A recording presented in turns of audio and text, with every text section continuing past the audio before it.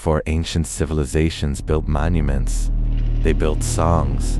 Before kingdoms recorded laws, they recorded cries, fear, joy, grief, hope. The Book of Psalms is not merely poetry. It is emotional architecture, a frequency designed to stabilize consciousness during chaos. Why did ancient people sing during war? Why chant during exile? Why whisper sacred words into darkness?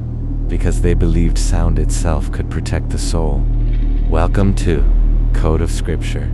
This afternoon we decode Psalms, not as ancient worship, but as a survival technology for consciousness under pressure. Long before modern psychology, ancient civilizations understood something profound. Human beings are rhythmic creatures, breathing, heartbeat, speech, walking, sleeping. Consciousness moves through patterns, and sound can alter those patterns. Psalms emerge from a world of collapse, war, displacement, betrayal, famine, exile. Yet instead of documenting only history, the ancients documented emotional resonance. Songs became containers for survival. The Psalms were not designed merely to be read.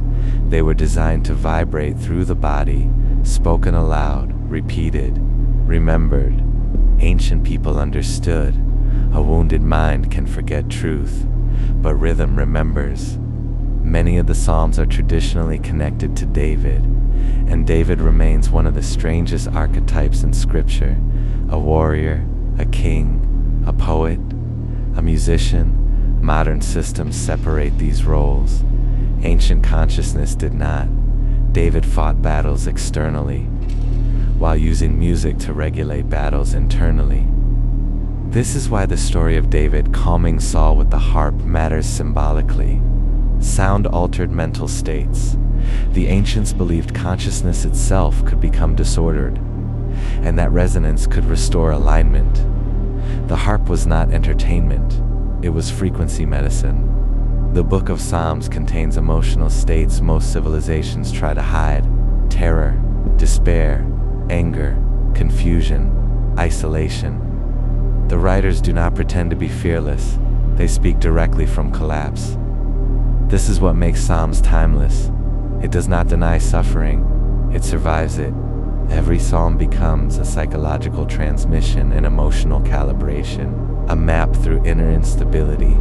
Some psalms descend into grief, others rise into gratitude, some question reality itself, others stabilize it again. Together they form something astonishing, a complete emotional spectrum encoded into sacred sound.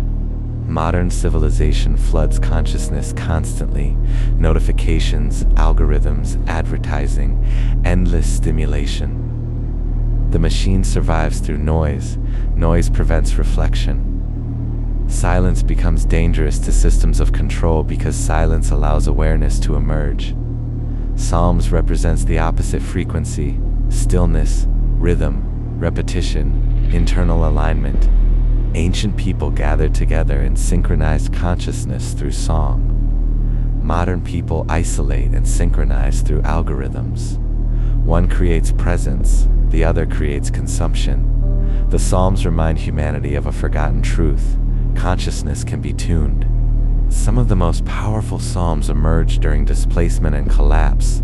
When the temple fell, the songs survived. When kingdoms disappeared, the songs remained. Empires destroy buildings easily, but memory carried through sound becomes much harder to erase. This is why enslaved and oppressed people throughout history continue singing spirituals, chants, hymns, resistance songs. Because rhythm preserves identity when systems attempt to erase it. The Psalms became portable civilization, a temple carried inside the human voice. The Psalms repeat phrases constantly. Modern readers sometimes see this as primitive, but repetition changes consciousness. The machine uses repetition too. Slogans, advertisements, notifications, propaganda. Repeat something long enough, and the nervous system absorbs it. The ancients understood this deeply.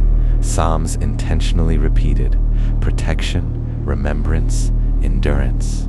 alignment, trust, not because humans instantly believe truth, but because consciousness drifts. The Psalms continuously pull it back. At its core, Psalms asks one question: how does the soul survive chaos without becoming chaos itself? This is why the book remains emotionally alive thousands of years later, because modern humanity still faces fear, uncertainty, collapse, distraction, grief, longing. The external systems change, the internal struggle does not. Psalms teaches that survival is not merely physical, it is vibrational. The soul survives by maintaining resonance against distortion. The Book of Psalms may secretly preserve one of humanity's oldest understandings. Consciousness is shaped by what it repeatedly hears. Ancient civilizations encoded emotional survival into song because they understood, when structures collapse, frequency remains. The voice becomes architecture, the rhythm becomes memory, and the song becomes a shield against psychological disintegration. This has been a code of scripture, and perhaps the ancients sang during darkness for one simple reason: because when the world begins collapsing around you, the soul still needs a frequency to follow.